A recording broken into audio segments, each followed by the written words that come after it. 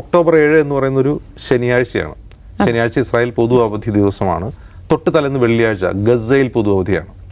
അപ്പോൾ വെള്ളിയാഴ്ച അർദ്ധരാത്രി ഗസയുടെ തെരുവീഥികളിലൂടെ ആളുകൾ അസാധാരണമായി ഫോൺ ചെയ്തുകൊണ്ട് നടന്നു പോകുന്ന ദൃശ്യങ്ങൾ ഞങ്ങൾ കണ്ടു. അസാധാരണമായി, കാരണം വെള്ളിയാഴ്ച അർദ്ധരാത്രി ആളുകൾ ഇങ്ങനെ തെരുവിലൂടെ ഫോൺ ചെയ്തുകൊണ്ട് നടക്കേണ്ട കാര്യമില്ല. ദാറ്റ് മീൻസ് ആ ഒരു പ്ലാനിങ് ആണ് ആ തെരുവിൽ അവർ കണ്ടത്. വ്യാഴാഴ്ച ഈ ഗസയിൽ നിന്ന് ധാരാളം ആളുകൾ ഇസ്രായേലിലെ ഈ അഗ്രികൾച്ചർ ഫാമുകളിൽ ലേബർ ജോലിക്ക് പോകുന്നുണ്ട്. അതിനു വേണ്ടിയിട്ട് ഈ ബോർഡർ കടന്നാണ് പോകുന്നത്, ഇസ്രായേലി പോസ്റ്റുകൾ കടന്നാണ് പോകുന്നത്. ഒറ്റ ദിവസം ആയിരക്കണക്കിന് ഇസ്രായേൽ സിമ്മുകൾ ഒറ്റ ദിവസം ഒരേ സമയം എന്തായി ഓണായി. ഒക്ടോബർ 7 ആക്രമണത്തെക്കുറിച്ച് കൃത്യമായ പദ്ധതി രേഖയാണത്. ഏത് സമയത്ത് ആക്രമിക്കണം, 6:30 തന്നെ ബോർഡർ ക്രോസ് ചെയ്യണമെന്നാണ് ആ രേഖയിൽ പറയുന്നത്, ഡോക്യുമെൻ്റിൽ പറയുന്നത്. എങ്കിൽ ഈ നമ്മളെക്കുറിച്ചുള്ള എല്ലാ കാര്യങ്ങളും അവർക്കറിയാം. ഇസ്രായേലിൽ ഒരു ഇല അനങ്ങുന്നത് ഹമാസിന് അറിയാം എന്നാണ് ഇസ്രായേൽ മാധ്യമങ്ങൾ പരിതപിക്കുന്നത്.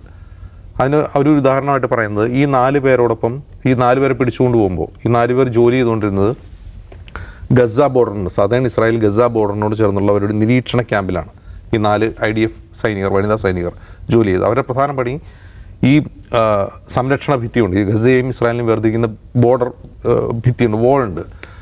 ആ വോളിൻ്റെ തൊട്ടപ്പുറം, അതായത് ഗസയുടെ ഭൂപ്രദേശത്ത് ഒരു കല്ലനങ്ങിയാൽ അതവർ റെക്കോർഡ് ചെയ്യുകയും റിപ്പോർട്ട് ചെയ്യുകയും ചെയ്യും. ഒരു കല്ലനങ്ങിയാൽ അല്ലെങ്കിൽ ഒരു പുഴു അവിടെ ഇഴഞ്ഞാൽ അത് അവരുടെ ക്യാമറ ക്യാപ്ചർ ചെയ്യും, അത് റിപ്പോർട്ട് ചെയ്യുകയും ചെയ്യും. അപ്പോൾ അതിലുണ്ടായിരുന്ന മറ്റൊരു പെൺകുട്ടി, ഇവരൊക്കെ 19-20 വയസ്സുള്ള റിസർവ് സൈനികരാണ്. മറ്റൊരു പെൺകുട്ടി ഈ ഹമാസിൻ്റെ ആക്രമണത്തിനിടയിൽ കൊല്ലപ്പെട്ടിരുന്നു. ഈ പോസ്റ്റ് ആക്രമിച്ചിരുന്നു ഹമാസ്, അതിലൊരാൾ കൊല്ലപ്പെട്ടിരുന്നു. അവരുടെ മാതാപിതാക്കളുമായിട്ട് ഇന്ന് ഇസ്രായേൽ മാധ്യമങ്ങൾ ഒരു ഇൻ്റർവ്യൂ ചെയ്തിട്ടുണ്ട്. അവർ പറയുന്ന കാര്യം എന്ന് പറഞ്ഞാൽ, കൊല്ലപ്പെട്ടൻ്റെ മകൾ ആഴ്ചകൾക്ക് മുമ്പേ പറഞ്ഞിരുന്നു ഹമാസിൻ്റെ ആളുകൾ, ഈ ഒക്ടോബർ 7 എന്ന് പറയുന്നൊരു ശനിയാഴ്ചയാണ്. ശനിയാഴ്ച ഇസ്രായേൽ പൊതു അവധി ദിവസമാണ്. തൊട്ട് തലേന്ന് വെള്ളിയാഴ്ച ഗസയിൽ പൊതു അവധിയാണ്. അപ്പോൾ വെള്ളിയാഴ്ച അർദ്ധരാത്രി ഗസയുടെ തെരുവീഥികളിലൂടെ ആളുകൾ അസാധാരണമായി ഫോൺ ചെയ്തുകൊണ്ട് നടന്നു പോകുന്ന ദൃശ്യങ്ങൾ ഞങ്ങൾ കണ്ടു. അസാധാരണമായി, കാരണം വെള്ളിയാഴ്ച അർദ്ധരാത്രി ആളുകൾ ഇങ്ങനെ തെരുവിലൂടെ ഫോൺ ചെയ്തുകൊണ്ട് നടക്കേണ്ട കാര്യമില്ല. ദാറ്റ് മീൻസ് ആ ഒരു പ്ലാനിങ് ആണ് ആ തെരുവിൽ അവർ കണ്ടത്. വെള്ളിയാഴ്ചയ്ക്ക് തൊട്ട് തലേദിവസം വ്യാഴാഴ്ച ഈ ഗസയിൽ നിന്ന് ധാരാളം ആളുകൾ ഇസ്രായേലിലെ ഈ അഗ്രികൾച്ചർ ഫാമുകളിൽ ലേബർ ജോലിക്ക് പോകുന്നുണ്ട്. അതിനു വേണ്ടിയിട്ട് ഈ ബോർഡർ കടന്നാണ് പോകുന്നത്, ഇസ്രായേലി പോസ്റ്റുകൾ കടന്നാണ് പോകുന്നത്. ഒറ്റ ദിവസം ആയിരക്കണക്കിന് ഇസ്രായേൽ സിമ്മുകൾ ഒറ്റ ദിവസം ഒരേ സമയം എന്തായി ഓണായി. ഇസ്രായേൽ സിമ്മുകൾ ഓണായി. കാരണം ഈ ഗസയിൽ നിന്ന് പോകുന്ന ആളുകൾ ഇസ്രായേൽ സിമ്മാണ് അവിടെ ഉപയോഗിക്കുക. പക്ഷേ ആയിരക്കണക്കിന്, ഒരു 10-15 ഒക്കെ നമുക്ക് കാണാം. പക്ഷെ ആയിരക്കണക്കിന് സിമ്മുകൾ എങ്ങനെയാണ് ഒരുമിച്ച് ഓണായത്? ഇത് അലേർട്ട് ചെയ്തിരുന്നു ഞങ്ങൾ മിലിറ്ററിയിൽ. ഈ പ്രശ്നങ്ങൾ, അതായത് അർദ്ധരാത്രി ആളുകൾ ഫോൺ ചെയ്തുകൊണ്ട് നടക്കുന്നത് ഞങ്ങൾ റിപ്പോർട്ട് ചെയ്തിരുന്നു. ഈ സിമ്മുകൾ ഒരേ സമയം ചാലുവായത് ഞങ്ങൾ റിപ്പോർട്ട് ചെയ്തിരുന്നു. പക്ഷേ ഇസ്രായേലിൻ്റെ സൈനിക നേതൃത്വം പറഞ്ഞത്, ഇസ്രായേലിനെ ആക്രമിക്കാൻ മാത്രം ബിരുദന്മാരല്ല ഗസക്കാർ, അവരത്ര ബിരുദന്മാരൊന്നുമല്ല, അത് വിട്ടേക്കൂ എന്നാണ് പറഞ്ഞത്. അങ്ങനെ ഉള്ള ഒരു ശ്രദ്ധക്കുറവ് കൊണ്ടാണ് ഈ ആക്രമണം നടന്നതെന്നാണ് ഈ മാതാപിതാക്കൾ പറയുന്നത്. പക്ഷെ അവർ പറയുന്നത്, ഈ ഒരു ഡോക്യുമെൻ്റ് പുറത്തു വന്നത്, ഈ ഡോക്യുമെൻ്റ് അങ്ങനെ സർക്കുലേറ്റ് ചെയ്യപ്പെട്ടിരുന്നെങ്കിൽ എത്രമാത്രം ക്ലൂലെസ് ആയിരുന്നു ഇസ്രായേലിൻ്റെ രഹസ്യാന്വേഷണ സംവിധാനങ്ങൾ എന്നാണ് അവർ ചൂണ്ടിക്കാട്ടുന്നത്. എത്രമാത്രം അതേക്കുറിച്ച് അജ്ഞരായിരുന്നു.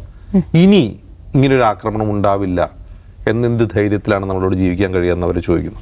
അപ്പോൾ ഇന്ന് പുറത്തു വന്ന ദൃശ്യങ്ങൾ, അത് യഹിയ സിൻവറിൻ്റെ മുന്നണിയിൽ നിന്നുള്ള പോരാട്ടമായാലും മുഹമ്മദ് ദൈഫിൻ്റെ ദൃശ്യങ്ങളായാലും ഞാൻ ഈ പറഞ്ഞ ഡോക്യുമെൻ്റ് ആയാലും, ഇതെല്ലാം കാണിക്കുന്നത് ഇത് കംപ്ലീറ്റ് വിക്ടറി എന്ന് നെതന്യാഹു പറഞ്ഞത്, ആ വിക്ടറി ഇസ്രായേലിൻ്റെ അല്ല ഞങ്ങളുടേതാണെന്ന് അവർ ലോകത്തെ കാണിക്കുകയാണ്. ലോകത്തെ കാണിക്കുന്നത് അവിടെ നിന്നാണ്. 80% താമസയോഗ്യമായ വീടുകളും തകർന്ന ഗസ സ്ട്രിപ്പിൽ നിന്നാണ് അവരെ കാണിക്കുന്നത്. 80%. അവിടെ കുടിവെള്ളമില്ല, വൈദ്യുതിയില്ല, ഭക്ഷണമില്ല. ഭക്ഷണമൊക്കെ ഇനി റഫ ബോർഡർ തുറന്നു വിടണം. ഇനി അടുത്ത സ്റ്റെപ്പിൽ അതാണ്, തുറന്നു വിടുന്ന അവിടെ നിന്ന് വല്ല സഹായങ്ങളും വന്നാൽ മാത്രമാണ് കഴിക്കാൻ ഭക്ഷണമുള്ളൂ. കുടിവെള്ളമില്ല. അങ്ങനെ നിൽക്കുന്ന സമ്പൂർണ്ണമായി തകർന്ന് തരിപ്പണമായ ഒരു ഭൂപ്രദേശത്തെ ഒരു വിഭാഗം, ആ വിഭാഗത്തെ ഇവർ ടെററിസ്റ്റുകൾ എന്ന് വിളിക്കുന്നു, അമേരിക്കൻ ടെററിസ്റ്റ് എന്ന് വിളിക്കുന്നു.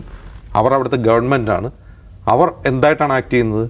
ഏതോ ഭീകരർ തട്ടിക്കൊണ്ടുപോയ ബന്ദികൾ വിടുന്ന പോലെയല്ല, ഒരു സർക്കാർ തടവുകാരെ എങ്ങനെ കൈമാറ്റം ചെയ്യുന്നു, എങ്ങനെയാണ് ഇസ്രായേൽ കൈമാറ്റം ചെയ്യുന്നത്, അതുപോലെ തന്നെ ഞങ്ങളൊരു ഭരണകൂടമാണ്, ഞങ്ങളുടെ ക്യാപ്റ്റീവ്സ് അല്ല ഇവർ, ഞങ്ങളുടെ പ്രിസണേഴ്സാണ്, ഞങ്ങളിതാ കൈമാറുന്നുവെന്ന്, ഞങ്ങളിപ്പോഴും ഗസ കൺട്രോൾ ചെയ്യുന്നു എന്ന് ഇസ്രായേലിന് കൊടുക്കുന്ന മുന്നറിയിപ്പാണ്.